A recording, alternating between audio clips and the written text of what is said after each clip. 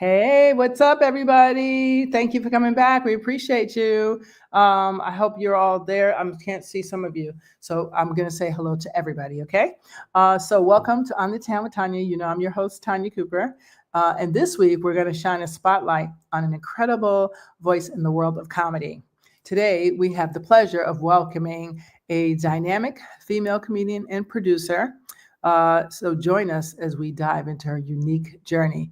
She is the founder of Hard Headed Comedy, and her passion is supporting emergent talent. Please welcome the lovely Luz Michelle. Hey. Yay, thank you. Oh, no, stop it. Stop it. Keep going. How are you, love? I'm good. So good to see you, Tanya. Thank you so much for reaching out. Oh, I no, love definitely. this. I love that it's Sunday. Yes. You know, Happy like Mother's Day. Happy Mother's Day. Happy Mother's Day. Oh, I forgot. It's okay. So I'm visiting. So I'm visiting in England. It's Mother's Day. So I forgot to say that I'm visiting. Oh, it is that. It's Mother's Day Yeah, there. That's yeah, awesome. yeah, Okay. yeah. All So right. So happy you're Mother's doing the Day. London Mother. Ours is next week, right? Ours is next week, I think it is, right? Or something like that. It's coming up May 16th, May something. I don't know. May something. Yeah. Next month. Next Well, month. okay. So Nice I'm getting a early. month early. Yeah. I like that. I'm early. I like Okay. that. See, that time change Okay. will kill you. What did it say? So, first, how do we meet? Do we met at Lucy's?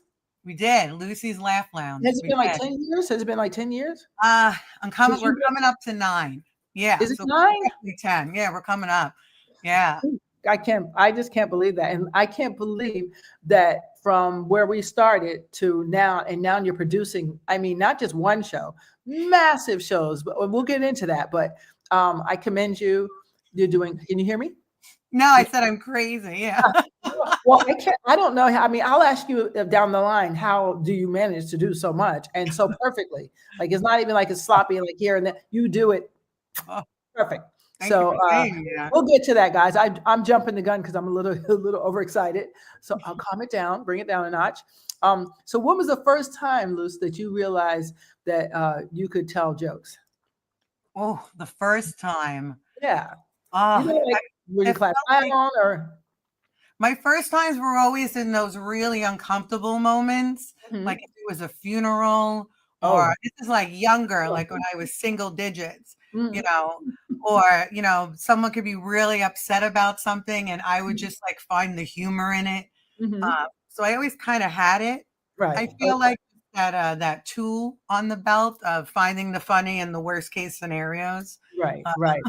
Well, maybe because I always say this with comedians. Can you share just a little bit of pinch of your background, like paragraph, whatever you want to break it down to? I'll Just a little bit. summarize my background. Yeah. So I was born in Bogota, Colombia. Woohoo! Hola. Woo! Good. I'm half Colombian, half Native Indian, Yes. adopted by 2 Eastern European Jews, and I grew up in the Forgotten Borough that used to have the second biggest dump in the world that they now call Heroin Island, Staten Right. Island, New York. Right. That's my background. It took a lot of therapy to get that into one sentence, so thank you for that. That's Uh, great. a lot of therapy. That's great, Um, though. But yeah. because it's so diverse, like, and I always say comics. I like tell me your background, and then I'll know what your comedic, picture looks like. Because I do believe we all talk from our past, in some way or another. We make it good, whatever it is. So that's why I was asking that, not to be nosy. Oh, Um, yeah, I I didn't want the tea. uh, so how has your Colombian and Native and Indian heritage influenced your comedy style? The themes, like you explore comedy. Does it help it? Does it influence it at all? it's an interesting, heavy question because with my background of being adopted, I have always led more with what I was told I am Okay. Oh, versus who I am. So now I'm like hitting my midlife, like I'm hitting mid 40s. okay. So now I'm embarking on that journey of my native heritage, of my Colombian heritage. I've Oh, always kind of led with the white Jew from Staten Island. It's just kind of been, where I've been at, and it's more recent that it's time for me to open those doors now. The next totally. chapters, the next Nice. chapters. Yeah. Wow. The next. That's amazing. That is amazing. And that's such a rich, diverse background. Because I remember, I don't know if when I first met you, I was like, you're so beautiful, and it's a rare beauty. It's like I will not find anybody You around the can corner. say that. Yeah. Thank you. You know? So it's like now I know why, because you got two of the best of the world. So that explains it. So growing up in Staten Island, because I know Staten Island very well. I had a lot of friends in Staten Island, and they have this accent, which I was going to ask you: are you ever told you sound like Fran Dresner? Yeah. For Yeah. decades. Yeah. I've heard that. Yeah. No one's And ever called you for voiceovers? you know, I'm now again dipping in voiceover. I feel more confident in it. I had dipped my toe in it over a decade ago, and there was something about me reading lines given to me that I fell flat. Okay. So there was something in that structure. Right. But yeah, my voice is, I can't hide it. You know, No. I've walked into many places, and sometimes it feels good and sometimes it hurt when people turn around because they just hear the voice, you Right. know? Right. Well, it's like, what thing about it is like when you hear the nanny, you know it's her. Like she You has know this, it, yeah. yeah. So that's a beautiful thing, I think. Same. You know? Yeah. Same. Like I'm not creeping up on you with my voice, you know? Right. It's like, hello. Yeah, Right. like I'm here, you know. That's it. That's funny. Growing up in Staten Island, was there any unique experiences from your childhood that helped shape you to the comedian that you are today? Every day living in Staten Island. Staten Island is different because which part do you live on? Because I know the Italian part, and then there's another part, and then there's the other part. Yeah, Like I grew up in Arkansas. the Italian part. I was like, Oh, that's wow. where am I? We were like New Springville kind of area, which is like Right. by the mall. Right. And yeah, it was mostly Italian. There was also Jews, but that's what it was. It was Italian and Jewish, you know. Right. And so that's what I sound like. A lot of people that I meet, Yes. they think I'm Italian, they think I'm Yes. Sicilian, like, Yeah. and then they hear Staten Island, they're like, oh, you're an Italian from Staten Island, you know. That's it. Yep. So, yeah, it was very interesting growing up, having jobs where I had to talk on the phone. Oh, Who they heard, and when they met me, they were just, "Oh, you are," and I'm like, "Yeah, this is me." yeah, this I is get real. it. This is real. Well, what motivated you to pursue a career in comedy, though? Like, how did you get, your start in the industry? Like you said, this is a thing. I love that question. You always get asked that question. As a comic. Mine was, I had taken a class at the Pit, Oh, the Pit. for improv. Yeah. I found it very fascinating and interesting. So I took a class, and we have, when you take the class, you have a graduation performance. Mhm. So at the performance, I go up to the teacher and I was like, I'm just wondering, like, feedback. Do you think I should pursue this? Or, like, what do you think? And he was more like, well, what do you think? And I was like, well, I'm asking. Right. So, and he responded back with, I don't think you should continue on with improv. I think maybe stand-up comedy is something you should look into. He's like, improv is all about yes and I'm just like, no. And that was kind of how I would come into scenes. Like if I wasn't feeling it, I didn't roll with it. And that's like, alarming, Right. for people to do improv, very seriously and passion. Right. Definitely. But I don't know. I would have never told anybody. No, I would have never said you should go to this one versus this. I'm glad he did. No, it's good, but still, that doesn't mean that, because what do most comics end up doing? Improv, Saturday Night Live, whatever. Yeah, because it's also fun. It's fun. Mm-hmm. The whole improv world is so fun. Mm-hmm. It is. But he had, he gave that feedback, and then my now husband, when we were dating, we made a bet. Mm-hmm. He was going on a business trip, and we made a bet if I would do a mic before he got back. No way. And I love competition and bets and all that stuff and like succeeding. So I did it, and I did it at the Pit. Oh, wow. Yeah. So online, this is almost 15 years ago. Online, it told you that you got 5 minutes. So I was like, oh, okay, great. Practice like a drill sergeant, the 5 to 5. They say the name. I start walking up. Then they say my name, and they're like, you got 2.5 minutes. I was like, oh my God, I thought I had 5. What am I going to do? What are you supposed to do? This is my first. Right. So something switched where I knew for some reason just to go with the last material that I wrote, because it was the closer, or whatever jargon I was using back then, and it worked. And the one thing I did was I brought my friend, who is a brilliant writer, and very passionate in her line of work. And I was like, I need to bring someone like that, because I don't want someone to say, "Oh, great job, so happy for you, so proud." No, I want my friend to be like, "Don't ever do this again, or you should definitely stay with this." Right. And she came, and I looked at her, and I made eye contact in the audience, and like she was just like, "Yeah, you got something. You got something." So that was like almost 15 years ago. I can't believe. Wait, 15 years has been. So you was doing it longer than me. 14 and a Wow. half. 14 and a half. Yeah. Wow, that's brilliant. A lot of life has happened in. Oh, I know. I know. In you know what? You know what I love about you is like you just grabbed the comedy by its cojones and said, "Okay, this is the game we're gonna play. We're gonna play my game, not yours." And that's something that's so hard, because for me, like, I don't like the stereotype that it's hard for women in the business, because that is a stereotype, and that is a true thing. But you and a couple people I know, Kim DeShields, a couple great comics I know. The greats, some of the greats are still out here working, and they're not getting the credit that I think they deserve, but they make it happen, and you make it happen.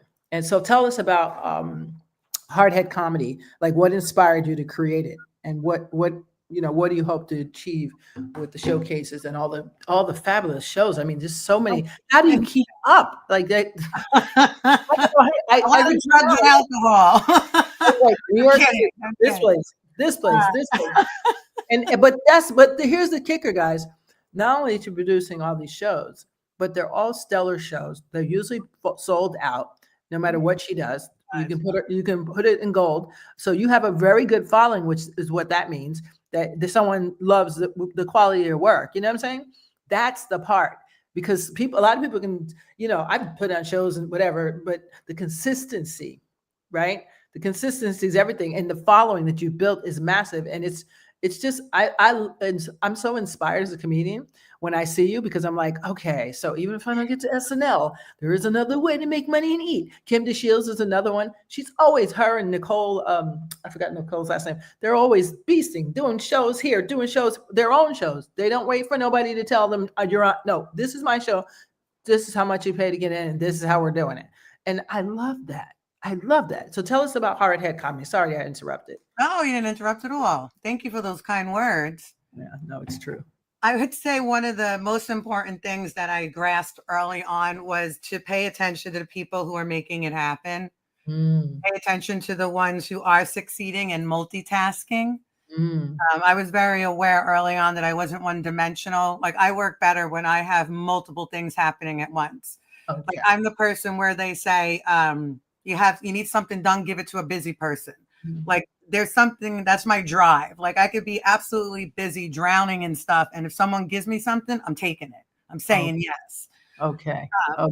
So when I first started in comedy, I had gotten pregnant about 3 years in. So still like the baby cycle of comedy, because at least you gotta be at least 5 to 7 years to let anyone even be look at you half the time. Right.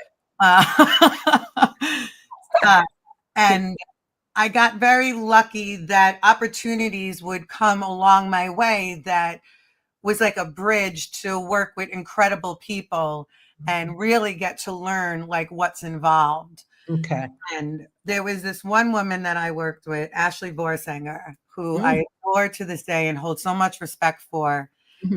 We had met working together. I was interning, and I noticed right away that she had a certain professional feminism to her. And I was like, I want to learn more. I got to learn more from this human. And she winded up down the road opening up her own. And I had reached out and came on with her in the beginning stages. And one of the most important things that she taught me was to have class. class and everything that you do, you know, Mm. down to the emails you write, your logo, like Mm. have something that's the next level. Mhm. And it also is a representation of you, right? So I'm someone that works, I have to-do lists and bullet points and checks that I need for myself because I have an expectation. Right. But it was learning the other side of expectations of Mhm. we could have expectation in anything that we do, but how do we put it into action and how do we make it work for us? Right. So I was doing comedy for a minute, and then there came a point where I wasn't feeling so great about the shows I was doing. Oh. I felt like I was putting in more time to get awareness or spots, and it was occurring to me that my time should be going into something else. Okay. And it was another wise person along my journey that taught me don't wait for anything. Don't Mm. wait. Don't wait for opportunities if you Mhm. truly feel you can create opportunities. Mm. So with Wow. that type of knowledge, I also learned that in stand-up comedy, we all know it's a community. It's a Right. community, you It know, is. there's no skipping ahead. There's no like, you know, magic dust and you're going to make it and you're on in your headline in a year in. That can't happen. Of course, anything's possible. But, Well, except for Che. Che made it in 2 years. you know, like he got the He's an golden ticket, exception. you know, Yeah. he got the golden, sometimes you get the golden ticket, you know. But then there's some that, you know, they want to know you did your time. They want to Yeah. know you did your time and you've been around the block. Mhm. So it was taking those two things, those like lessons Yeah. together and remembering that the most important people in stand-up comedy are the veterans. They're the ones Mm. who have gone, who started, the ones that you talk to who are in like 20 plus years, like they Yes, have the Barbara Carlyle's, the Theas, yes. all, Yes. you know, it's a journey. And Mhm. to be able to work with women, and especially through my friend who I got to work with, I was exposed to really powerful women in the industry who were already creating albums, who were already touring. Okay. So it instantly inspired me to be like, oh, this is a level you want to get to, you Okay. know. And Okay. we all know it's not about money. You Right. know, this really is about your own inner success and really seeing your passion Mhm. come true. So taking all of that, I was Mhm. like, yeah, I'm going to have to create something that is meaningful and impactful, not for myself, but that will cause some kind of ripple, Right. right? You know, people always say, like, why hard-headed comedy? Because we make ripples. We make ripples. Mm. I'm not a Mm. wallflower, you know, so Right. my company's not going to be a wallflower, Right. you No, know? that's amazing. And especially even with the name, you know, it really was, I wanted it to be something I could really identify with. And Yes, I like that. How did you come up with that? so that's the number one thing my husband has always said, that I'm hard-headed. You're so hard-headed. You're so hard-headed. Like someone could give me the answers to everything. Like the most important questions in life, I still want to go through the journey. Right. Right? Because I'm not like that. I can't learn from you telling me. I can only learn from my hands-on experience. Right. Right. So it was just like, you know what? I should name my company freaking hard-headed Yeah. comedy. Why wouldn't I? Right. And Brilliant. even the logo, right? At first I was looking at rams, like ramming each other and all this like real aggressiveness. And I was like, whoa, I've always, and I get made fun of it, I've always had an obsession with skulls. I'm the skull girl, you know, the shirts, the blankets, the Yeah. drapes, Really? scarves, in the car. I love skulls. I love all Ah, do you down really? Staten Island skulls I have. I have Yeah. skulls made of glass. Like I'm obsessed with skulls and pigs. Okay. So that's how the logo was created. The skull. There's nothing harder than a skull. And pigs are pink, you know? Right. So Right. boom, you know? And it was the relationships that I made and the connections that I created before even doing my own thing that truly created the humbleness of my company. Because I was able to reach out to my friends to be part of an idea, Right. you know, like, hey, putting a show together, you Right. know. Right. Um, That's amazing. yeah. So to be able, where hard-headed comedy is today from where I started in I know. 2018 is. But your shows have always, I gotta say, from whenever I do any shows, I don't know how long it's been, your first one, the first one you put me on in that's near my Oh place. my God, Connecticut. Yeah, exactly. That first show, that was sold out. I mean, I don't see, Oh, I the didn't, cafe. Yeah. It I was mean, great. your shows have been that long, that good. I mean, so it's not shocking to me. I'm just excited to see you talked it all into fruition, and it's still as perfect today as it was when you first started. So that's why I'm excited to have you, because to me, it's like we can all make excuses, right? But at the end of the day, all the things you just gave us, and the hard work, the ethics, the persistence, the trying to perfect it. If you don't know it, okay, do it again, get it till you get it right, till you get the way you see it. That to me is the inspiration. That's the inspiration. And I wear all the hats. Yes, You I know, a know. lot How of do it you is do that? a lot of it is me, the Really? emails, posts, pictures, I've Oh, just gotten to the place where now I can bring on, way better and stronger marketing avenues for hard-headed comedy, which I highly appreciate. And that as well, I work with a lot of women, so I am that woman. I work with men, of course I do, but I've met a lot of rock star women, mm, especially since we moved out, to Westchester, and mm, it's amazing. mm. And within my own stand-up community, it's also like that coming into Westchester. It's all about community. It's all Yes, about knowing your neighbor. It's all about knowing your kid's teacher name. Like you have yes, to do this stuff. yes, Uh, yes. and that was the biggest push for Hard Headed, was when we left my lovingly to die for Brooklyn and Mm, moved out where we are. Like, mm. what I had at my fingertips didn't exist. Right, exactly. Driving 45 minutes to do an open mic. I know. Hello. I was consistently on the road. And mind you, I was pregnant. I was very pregnant. I was Oh, on the road from Westchester to Brooklyn, or, wherever there was so much road time that I was like, if, that old saying, if it's meant to be, it's up to me. mm, I mm. learned that when I was like 22, but I don't feel like I put that into play till like 2018. Okay.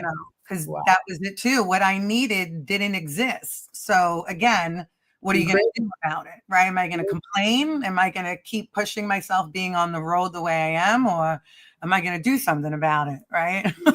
And now you can create the shows whenever you feel like it. It's amazing.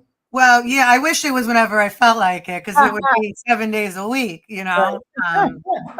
It feels like it's 7 days. It's not 7 days a week. It feels like It it. feels like it, because every production is as important as the last one and the next one. Like, that's Mm, also my mind frame and the clients that I work with. And mhm. that was the biggest thing, right? Anyone, when you start something new, entrepreneurs, the biggest question you're asked is, why you? Right. Why go to your show versus all the other shows that are out there? It's an honest question. Mhm. And I always say the difference between myself and others is we're a company and I have clients. I have Right. clients. We started maybe as a bar show, but we started here and now we're here. The goal is to get here. You can't even see it. No. That's how far I want to Way up go. there. It's up But there. hard at it. It should be, we are going to be, Mm. I'd love to be internationally and worldly known. Why not? Yes. Why Why not? not? I mean, yeah, all you need is a venue. I mean, it's Why not? not rocket Yeah. science, but oh, And it's that's amazing. not. It's hustle. It's not rocket. Anyone can do this. Yes. Anyone can do it. Well, But that's the delusion. you The gotta have delusion. hustle. What's the illusion? Excuse me, delusion. The illusion is a lot of people think, oh, I can't do that, because especially comics, they've been out here hustling, busting forever, and they're not getting booked for shows, and they've done big things, and they're still not getting booked because they're not a favorite of whoever the person is that's in charge at the time. So Mhm. I keep telling them the only way you're going to alleviate that is you make your own table. Stop trying to sit at everybody else's table and make your own. I don't care who you are.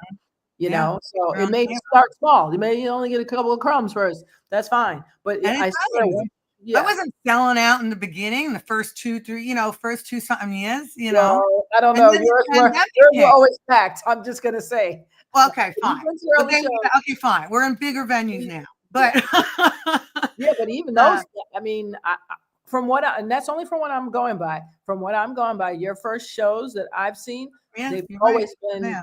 at least near as hell. If not, when you eye it, you're like, there's no more seats, I'm sure. And it's always stellar crowd. You pick great comics.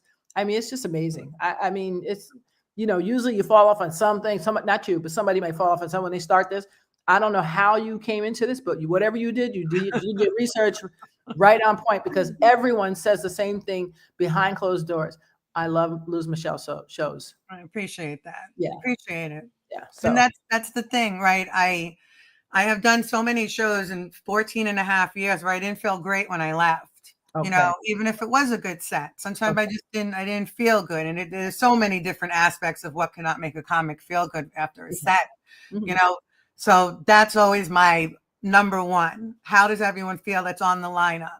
I love when comics already have worked together and there's already a bond between them. So then when we all see each other, it's more like family hanging out. And now we're gonna show you our best selves, right? Right. And that's another thing I do with Hard-Headed Comedy. My run of show is I don't do opener, feature, or headliner. Everyone's a headliner. That's why I was wondering about that. No, everyone's a headliner across the board. I like that. I like that. And that's another thing that the woman that I worked with taught me.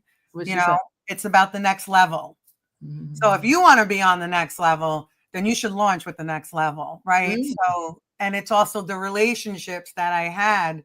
I love that I can have comics on lineups that have such strong followings, and now they're out in Westchester, or they're out in Connecticut, or they're in different parts of America or New York that they didn't ever think they would be.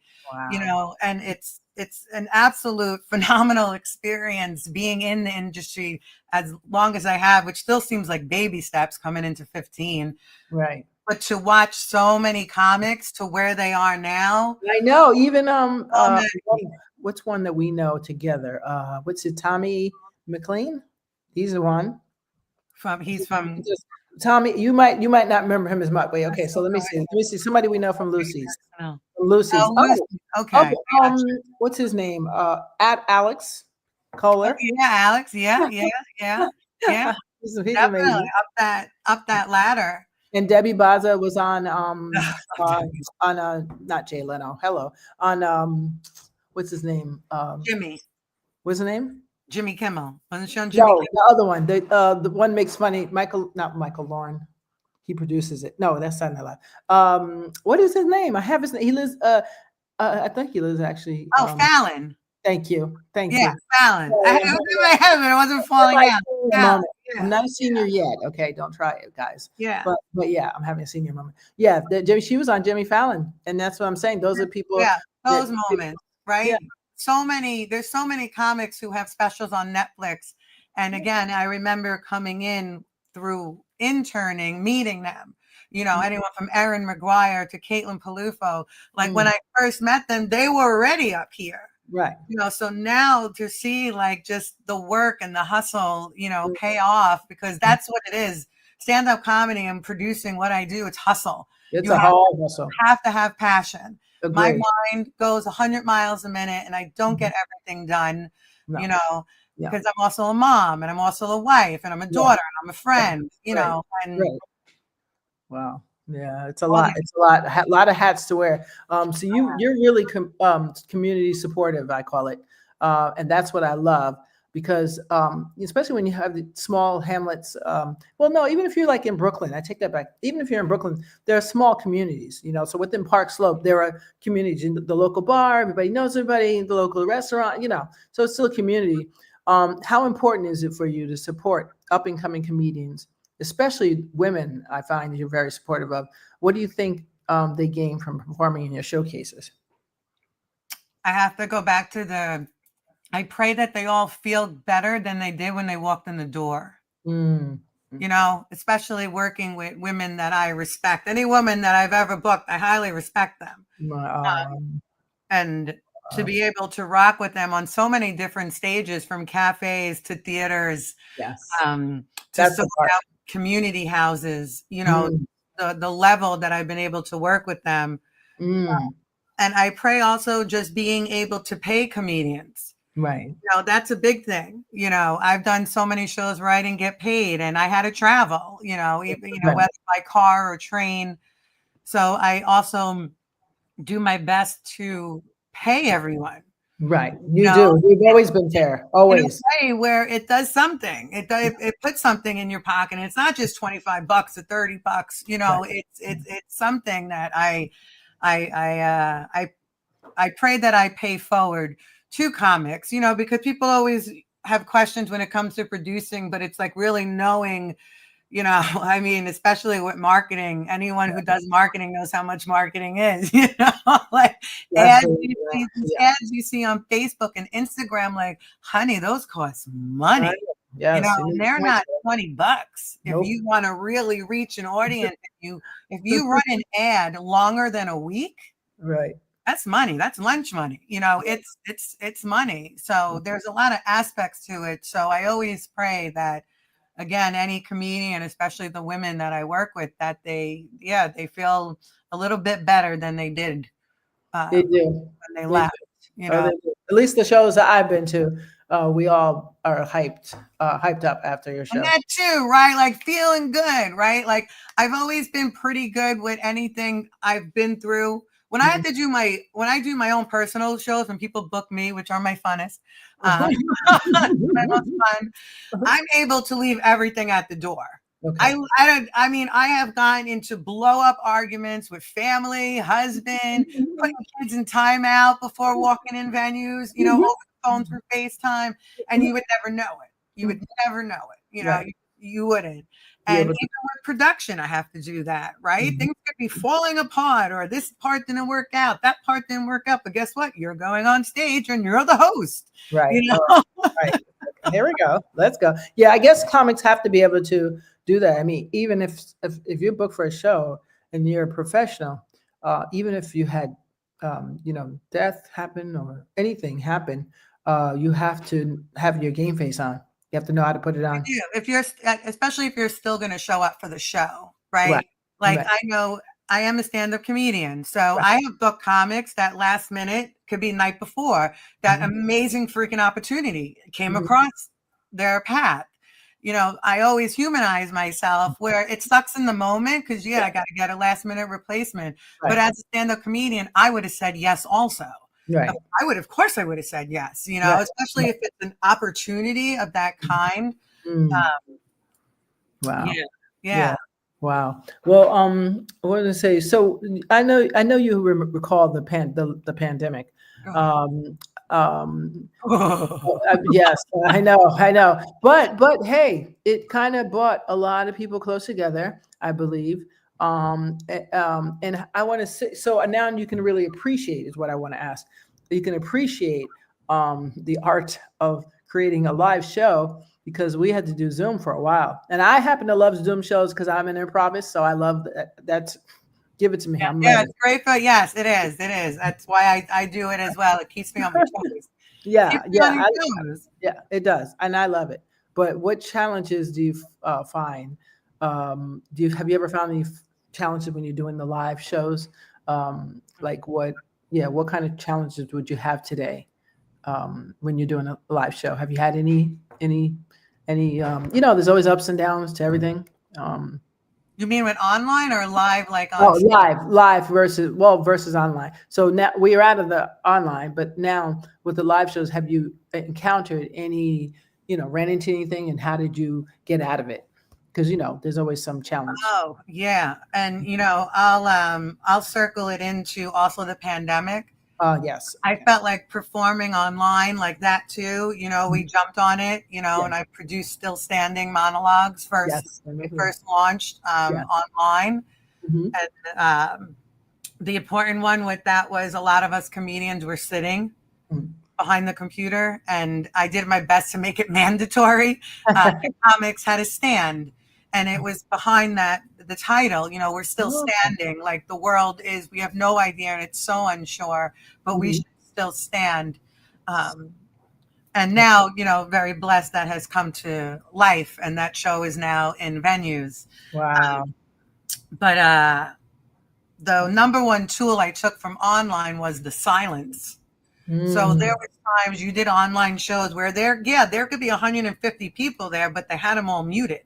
Right. Because background noise. Right. Or my Still Standing show that we did it on StreamYard. So there was no feedback. There was no audience. That's why I chose the word monologue to be in the title, because you're not going to get feedback. You're talking to the abyss. So going from that back to returning to the stage, the quietness no longer shook me. It actually, I gained more confidence in it, because I was like, Oh, you think this is silence? You know, we got doing crickets. 20 something minute monologue and not hearing anything but your own breath, you know? Right. That's true. I didn't think of it. I never thought of that.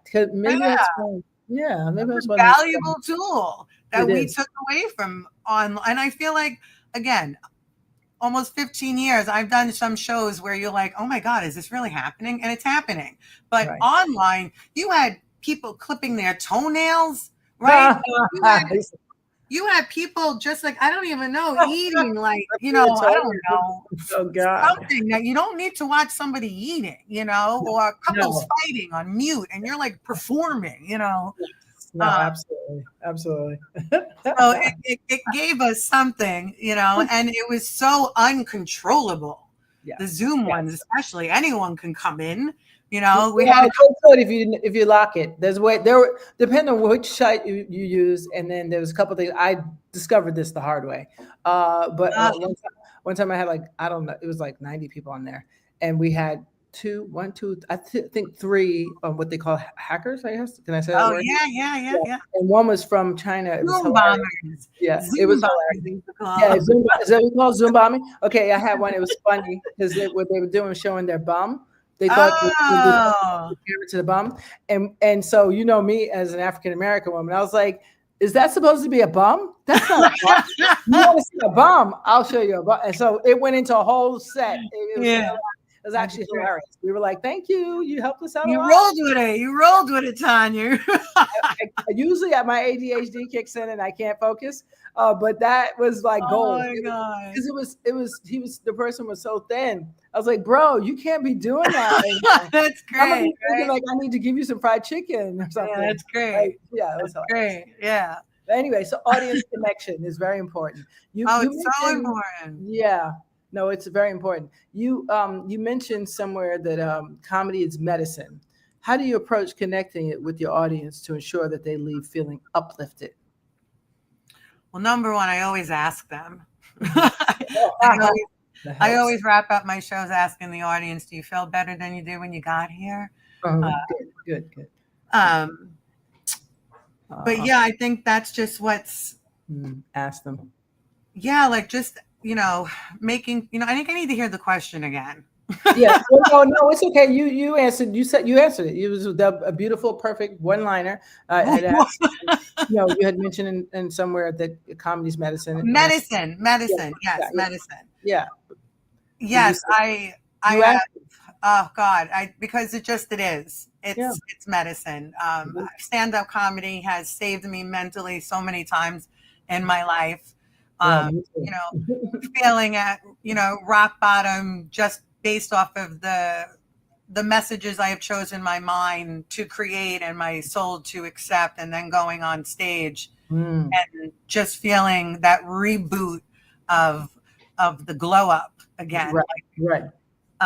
And even writing, you know, stand-up comedy as well has brought me to such a space with writing that it doesn't always have to be comedy. Right. You know, as stand-up comedians, we also have to dump our mind because you can have so many thoughts from so dark to sarcastic. Hey, you know what? That's pretty funny. So, and also I feel like the gift of laughter, I always say that, as corny as it sounds, the gift of laughter. It really is, though. It's food for our soul, like laughing. Like I feel like that's the number one thing that supported my husband and I throughout the pandemic of everything being shut down was in the darkest moments, we've always found laughter.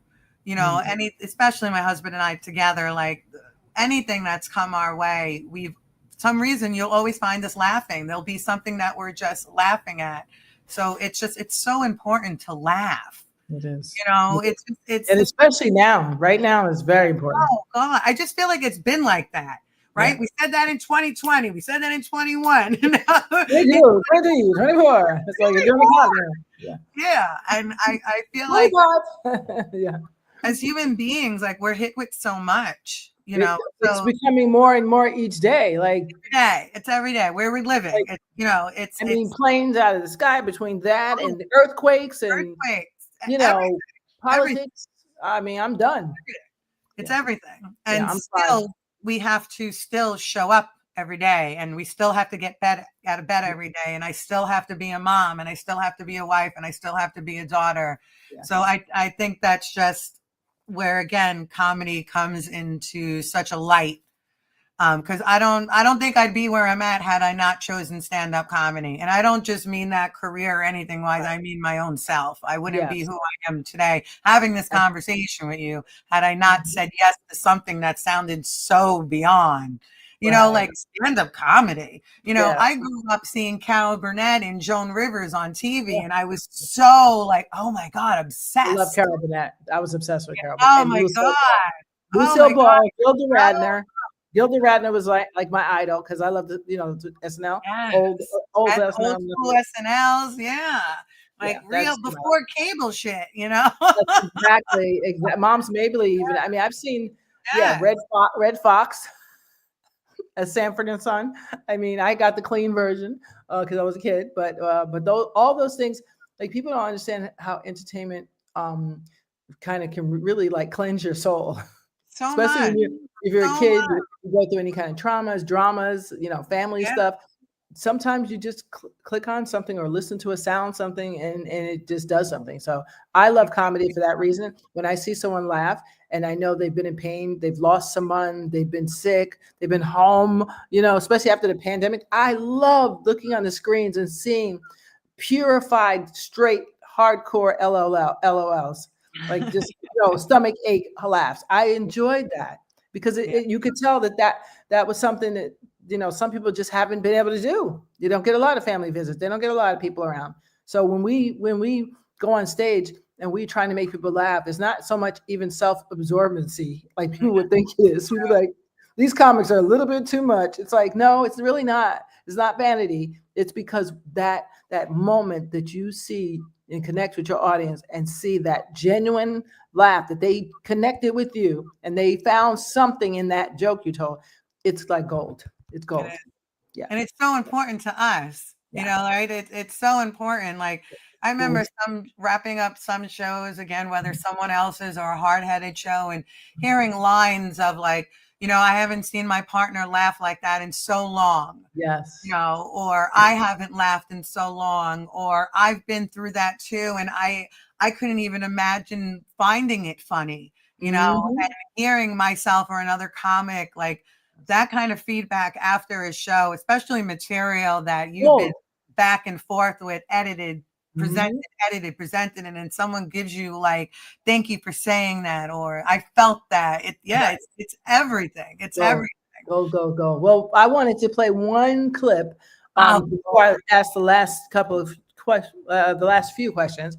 But I want to play a clip because they haven't seen your set. So just a little, it's a little bit, guys, just a little clip we're going to show. You don't mind if I show it, do you? Yeah, sure. I love this. All right, guys, here we go. So just bear with us 1 second. I will get it together. Video file, extra, share screen. Here we go. Okay, here we go, guys.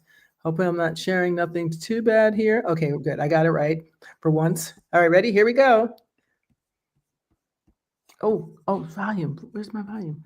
Oh, wait. We moved in together, then we had a baby, then we got a mortgage, then we had a baby. Go back. Sorry. 11 years. According to society, we did everything backwards. First we moved in together, then we had a baby, then we got a mortgage, then we had another baby, then we got married. And then, and only then, did we become Facebook friends, right? Important, you gotta make sure when you check my status, there is no status, right? There you go, guys. Sorry. All right. So yeah, that was good. Then we had the baby, then we had the marriage. I love it. And some people, some people love storytelling. Some people are like, I want just one-liner joke. I said, not everybody's a Joan Rivers or what's his name? Who tells one-liners? I can't think of nobody. I'm not good on the spot. I don't remember. Yeah, I'm not good on the spot. What is his name? I forgot his name. Whatever. I'm not. Some people are one-liners, and some people tell stories, and I love stories. For me personally, but that's why you're one of my favorite because you tell stories and they're true. They're based on true stuff. You know what I'm saying? Oh, So, yeah, it's all it's all real. yeah, which we can all say, okay, I know what that's about. I know what that's Yes, about. someone has to talk about it. I'll talk about it. Yeah, exactly. So you storytelling and comedy as the storyteller winner, I think you was of Gotham Comedy Club. How do you incorporate storytelling into your stand-up routines, and why do you think it resonates with the audience? Ooh, I ooh. love storytelling. I've always been a storyteller. Even when I used to like make up stuff to tell my mom, like what happened in school, I'd always like beyond elaborate on it. Mm-hmm. I remember as a child, I also used to write stories on my lunch paper bags. Mm-hmm. I would read it to the kids sitting at my table. I love storytelling. I've always been captivated by movies. The TV was my babysitter growing up. I was in front of the TV a lot. Or the tube, as we used The boob tube. tube. And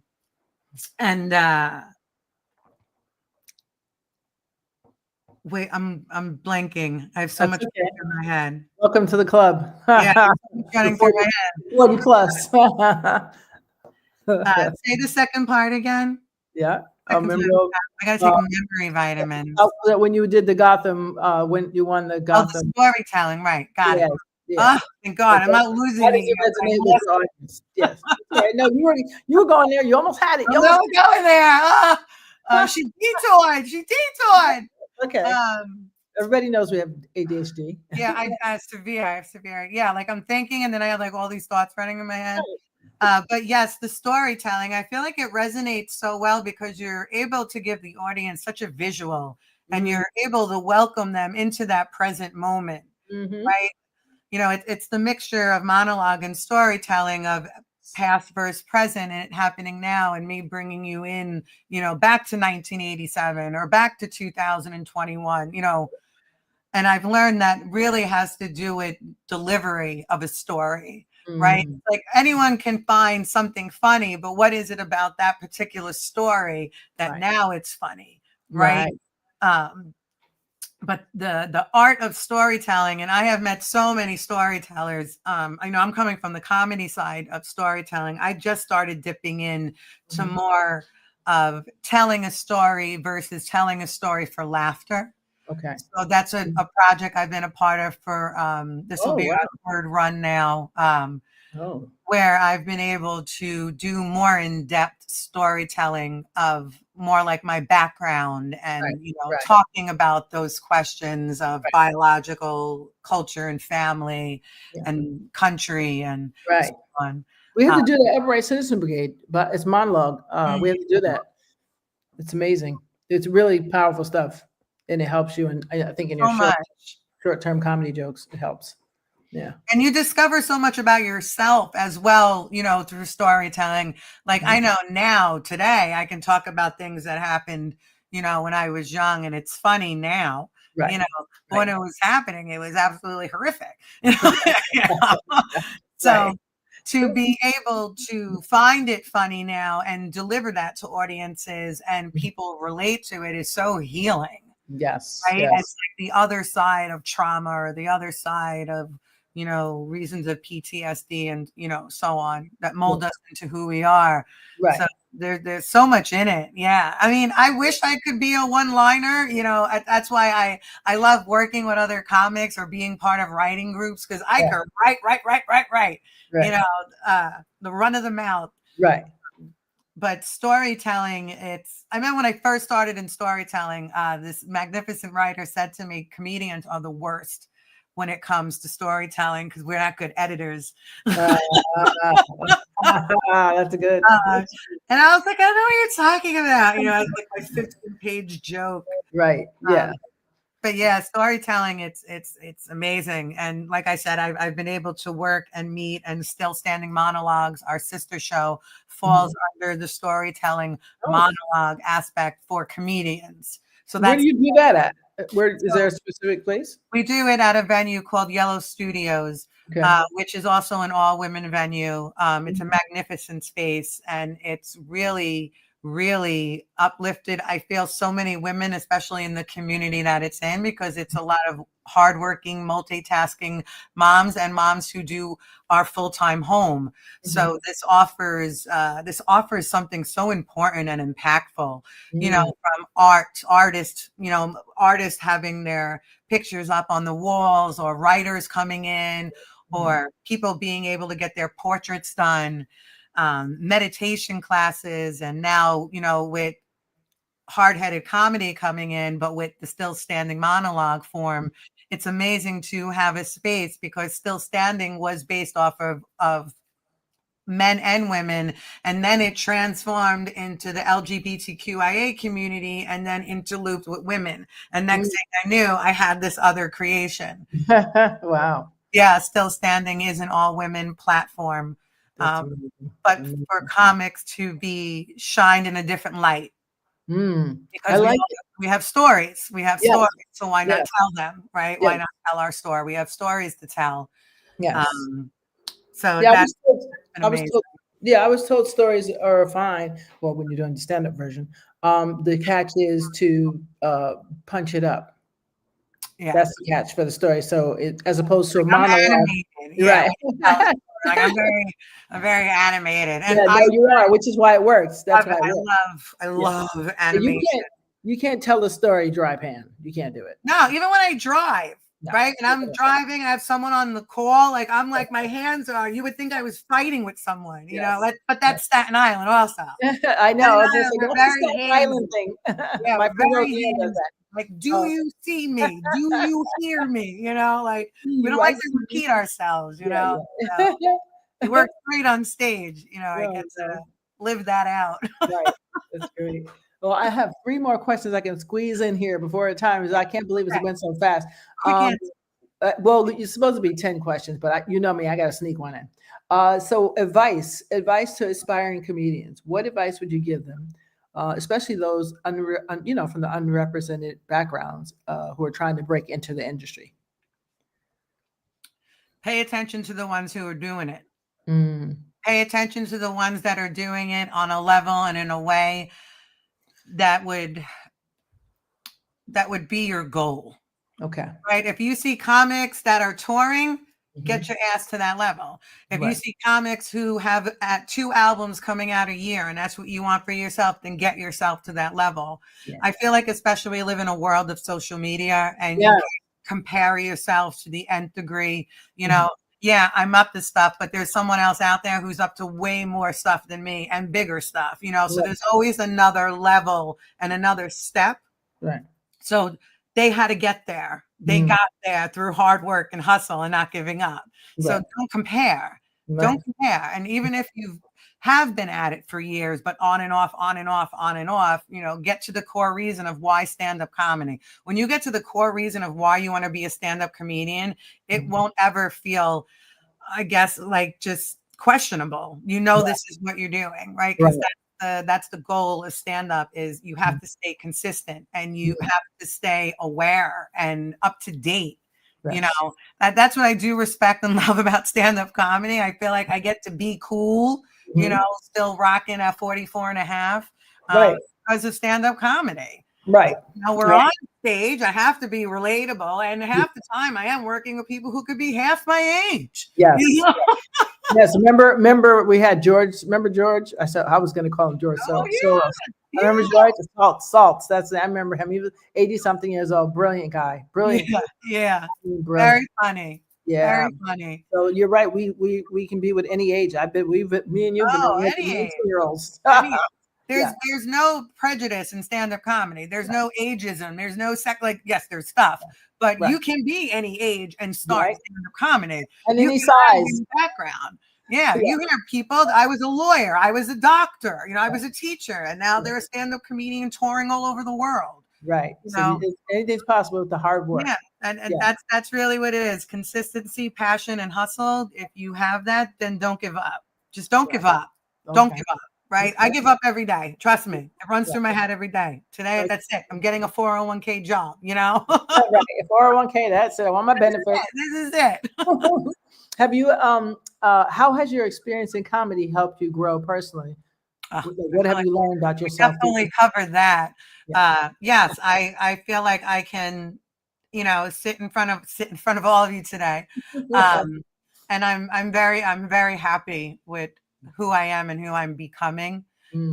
That's always been a very big struggle for me in my life of what's next. And, you know, am I up to par with myself mentally, spiritually, career-wise, all of it. Right. And I'm happy where I'm at in my life. I'm happy that life is happening, and I'm extremely happy that I got out of the boat of existing. I was existing for a very long time, even though I was hustling and things were happening. Yeah. I wasn't present, and I Right. wasn't enjoying my hard work because I'm very hard on myself. So Right. I'm always, what's next? That was great, but what's next? And how could that be better? Right. Okay. So being more present in my life as well, you know, and again, reestablishing my relationship with the most important person is the creator for me. Right. And that's really gotten me to where I'm at today, you know, remembering the high above ones. That's right. Call him what you want, or her. Call him or her what you want. Yeah, whatever you call your higher being, that has been my pure sanity and saving with all of it. Yeah, Absolutely. I'm totally with you. And so we're down to the last question. I'm sorry I've kept you so long. no, love it. Fun with you. Therapy. Yeah, exactly. Are there any upcoming projects or any performances in particular you're excited to share with us? That's why. Yeah, so we're heading into April. I'm so happy, right? I feel like we're getting out of this cold, yes, which I love. Yeah. But yeah, we're entering April. So for those who do partake in cannabis, this is our month. Oh, right. Oh, what is it called? 720? Yeah, 420. 420. I got your wrong date.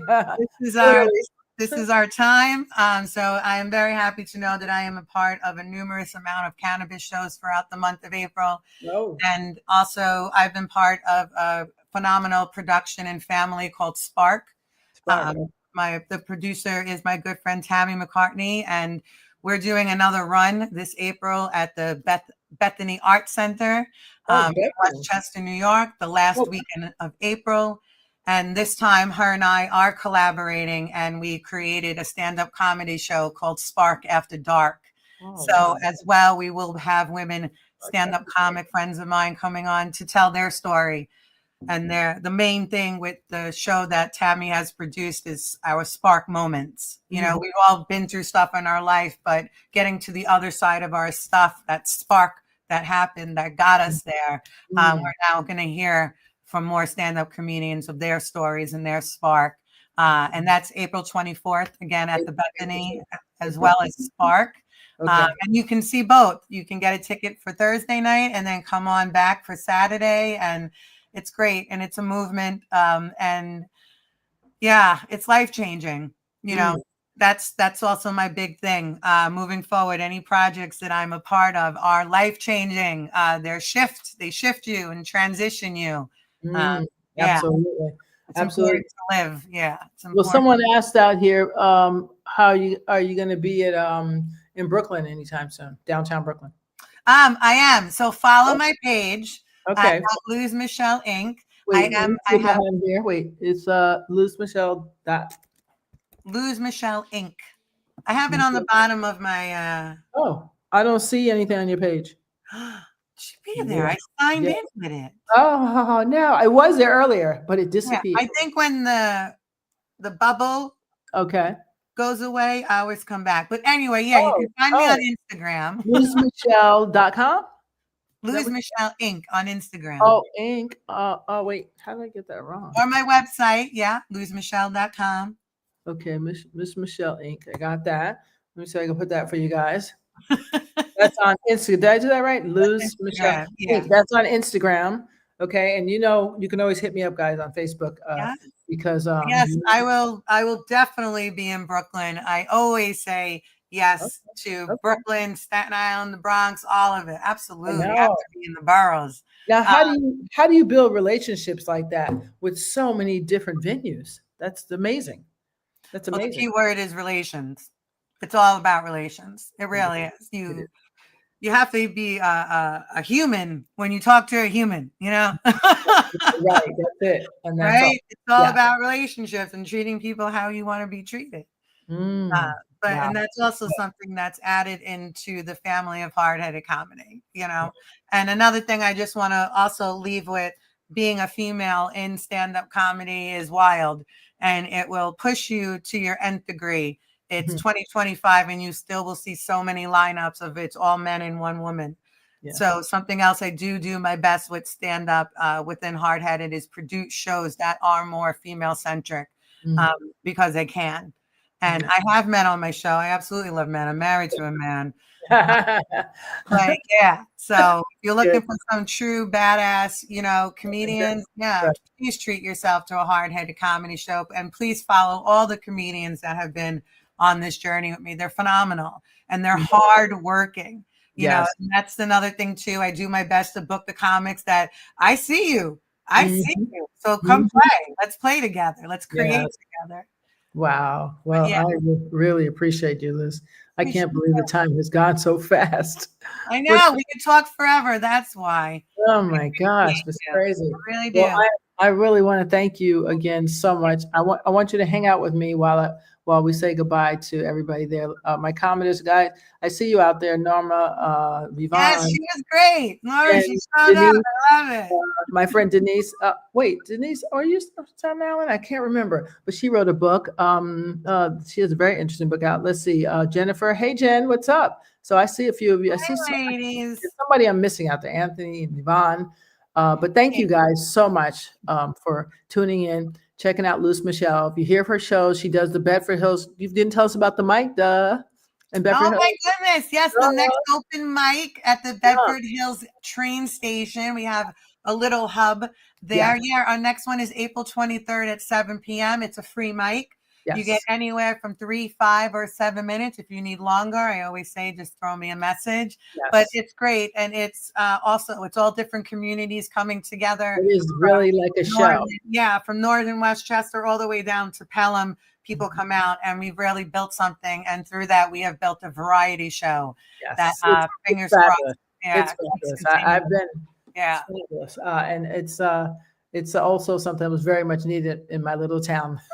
I'm happy to hear that. That's what it's I'm about. glad somebody's making it happen because it's needed, the little freshener. So thank you for that. It's great. All those little hammers have so much talent hidden as we can see what you had. I think you had about 30 people in that one time that before the thing started. That's a lot of people for that room. You know what I'm saying? Yeah, it is. For a mic, that's a lot. Yeah, I call it a full house is what I call it. So we have a lot of audience, But that tells you how much it's a need. There's so many creatives out here, but they can't express themselves. They can't get better or practice because they have no venue.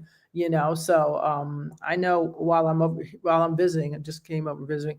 I know I'm going to find something to do. I'm actually going to host a mic here in April 5th. So I'm excited about that. I'm very excited. Okay. Let's go. Thank you, baby. And hang out with me while I say goodbye. Hey, cousin Pat, I see you out there. Hey, look at who just signed on. Thank you, everyone that showed up. I love it. Thank you. We really appreciate you guys. Appreciate you, Tanya. Thank you. Thank you for creating this space. Thank you. No, you're really making people laugh and keeping smiles on people's face. That is always a win. Always a win, right, Denise? It's a win, right? Yeah, Denise. I love it. So thank you guys for watching. And we will be back. When are we going to be back? We'll be back next Sunday, of course. And I always keep saying I'm going to have it lined up so I can tell them right away who the next guest is. But I never do because I always wait too long. But I have a surprise for you. Wait till next week's show on next Sunday the 6th. Guess who's coming? Brother man. That's right, from Martin. He'll be here. So. Okay. Yes, he'll be here. So check it out. He's funny. He's opening up for another show happening May 25th in DC or Wilmington, Delaware. That's it, Delaware. So you want to check that show out next Sunday. It'll be Bro Man on the fifth floor, right? Fifth floor. Yeah. So make sure you check it out, guys. All right. And I appreciate you guys. Yeah. I appreciate you guys so much. I always do this, right? I'm like, we're gonna go. No, I gotta say hello. I say hello. So I do love that. It makes me feel comfortable. That's how I am. Yeah, It makes me it's say crazy. goodbye. Yeah, I so know. hang out. Do not hang out. Do not leave, No, Liz. I won't. I'm See, here. this is what happens. Everybody says, okay. Someone says, bye, and then it's like you don't want to ignore somebody, right? So you're like, wait a minute. Because I did that once and a couple of people said something after I closed the thing out. So that's what I was saying. Mike, I got you guys, all of you out there. I appreciate you. Luz appreciates you. If you are in anywhere in the Westchester vicinity and New York City vicinity, always listen out for Luz Michelle's hard-headed comedy shows. They're always stellar. She always has a great lineup, and she always has an audience that's there to laugh. So make sure you check it out. All right, guys. Don't forget it. All right.